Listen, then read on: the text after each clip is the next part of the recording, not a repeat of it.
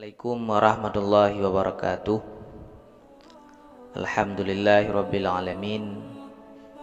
Wassalatu wassalamu ala sayyidina Muhammad wa ala alihi wa sahbihi ajma'in. Qala Allah subhanahu wa ta'ala fil Qur'anil Karim, na'udzubillahi minasyaitonir rajim. Bismillahirrahmanirrahim. Rabbi syrah li sadri wa yassir li amri wahlul 'uqdatam min lisani yafqahu qawli. Wa qala Allah ta'ala fi ayatil ukhra, innallaha ma'as sabirin. Para hadirin yang dirahmati Allah, saya pada hari yang berbahagia ini ingin berbicara sejenak tentang masalah sabar, di mana dalam kehidupan kita hidup di dunia ini, sejatinya kehidupan adalah penuh dengan berbagai macam cobaan dan ujian. Dengan ujian itulah Allah melihat bagaimana kita. Karena Allah memberikan ujian kepada kita, apakah kita mampu bersabar. Seperti ayat yang saya bacakan tadi, innallaha ma'as sabirin. Sesungguhnya Allah beserta orang-orang yang sabar. Sabar ini merupakan satu sifat yang sangat istimewa, sehingga Allah berfirman tentang masalah sabar. Karena sejatinya kehidupan di mana kadang-kadang kita diuji dengan kemiskinan, apakah kita sanggup bersabar dengan kemiskinan itu, ataupun kita akan mengeluh, kita akan mengomel dengan apa yang Allah berikan kepada kita. Sejatinya kita sebagai hamba seharusnya bersabar dan menjalani kehidupan di dalam dunia ini dengan penuh kesabaran. Karena sabar ini sesuatu sifat yang sangat mulia.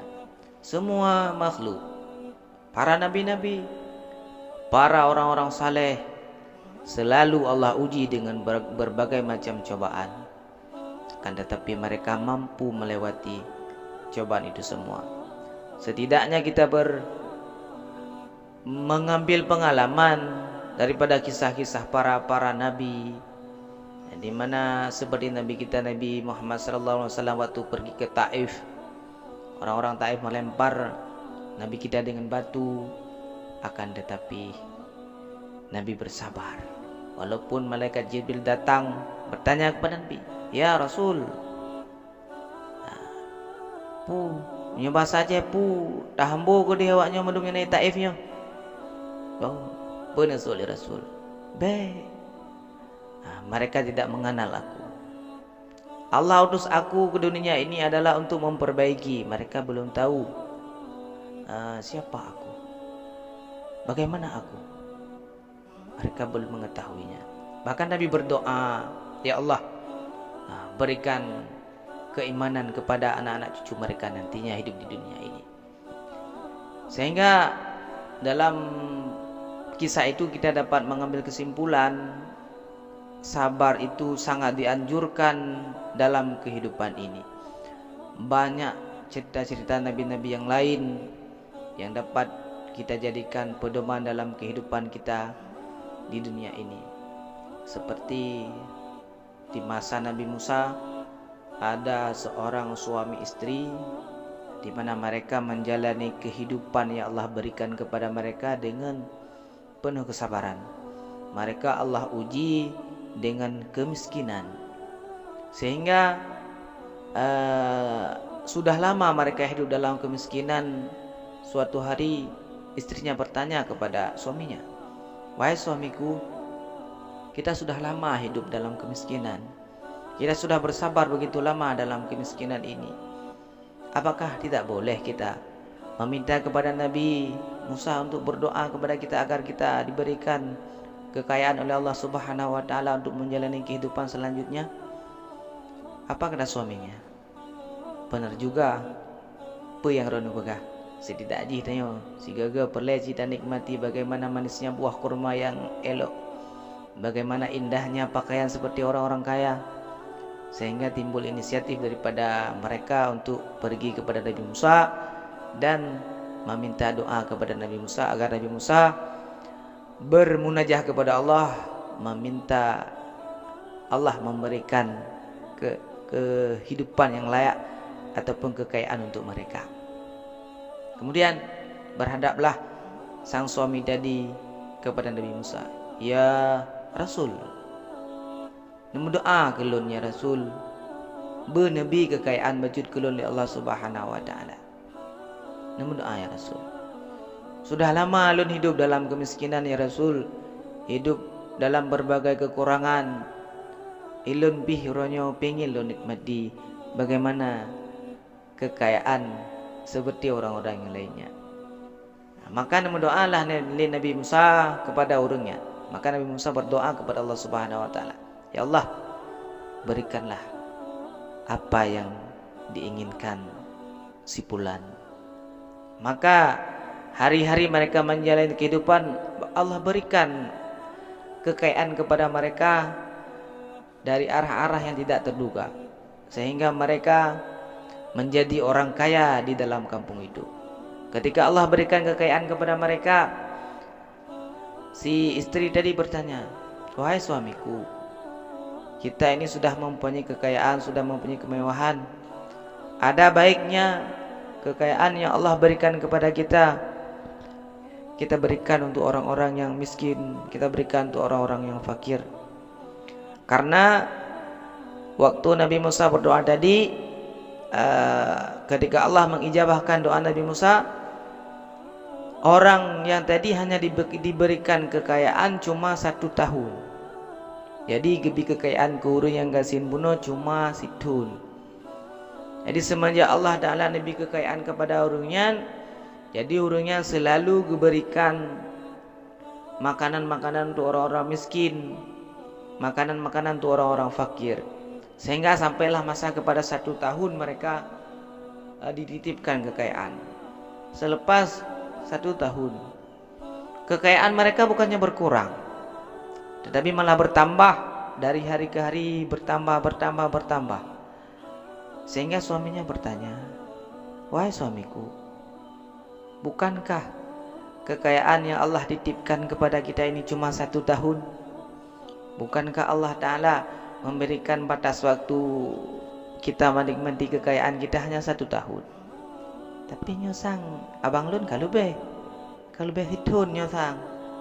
Ya, sehingga Nabi Musa pun bertanya-tanya kepada dalam hatinya, yang Allah pegah cuma situn, tapi hari ini mereka sudah hidup lebih daripada 1 tahun dengan kekayaan yang Allah berikan kepada mereka.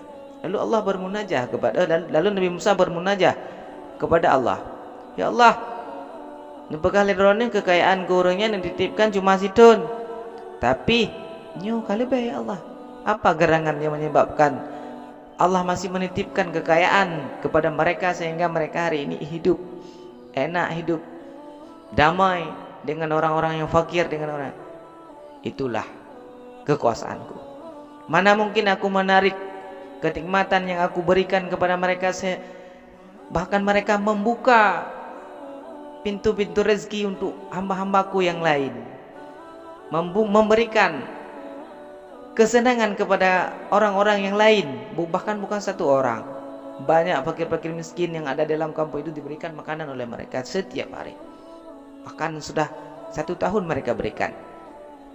Dapat kita ambil kesimpulan, sesungguhnya dalam kehidupan ini memang kita diuji dengan berbagai macam cobaan, diuji dengan kekayaan, di mana kita dapatkah mempergunakan kekayaan kita dalam kehidupan sehari-hari selayaknya ataupun sepantasnya. Apakah memang kita diuji dengan kekayaan, bahkan kekayaan itu menjadi suatu bumerang untuk kita sendiri.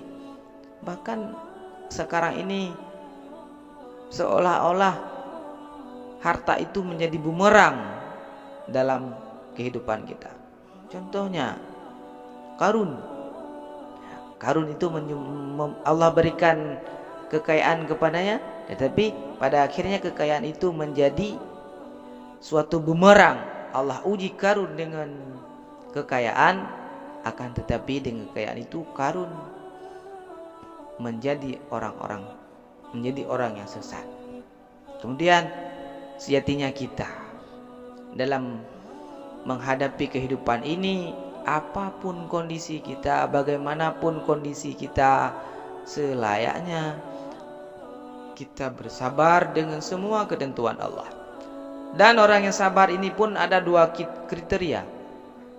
Yang pertama, ketika Allah berikan dia suatu ujian, dia menghadapinya dengan sabar lalu pasrah. Jadi tidak ada perbaikan dalam kehidupan orang itu, tidak mau memikirkan bagaimana cara agar dia berubah. Kemudian yang kedua, ada orang yang sabar di mana dia selalu menjalani kehidupan dan takdir Allah yang Allah tetapkan kepada dia.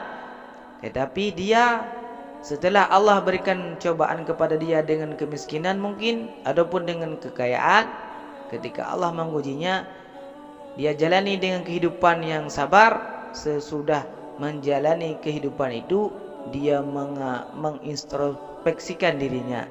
Artinya setelah Allah memberikan cobaan dapat dilalui, dia melakukan perubahan bagaimana agar dia bisa berubah ke depannya, bukan hanya pasrah dengan menerima keadaan yang Allah berikan.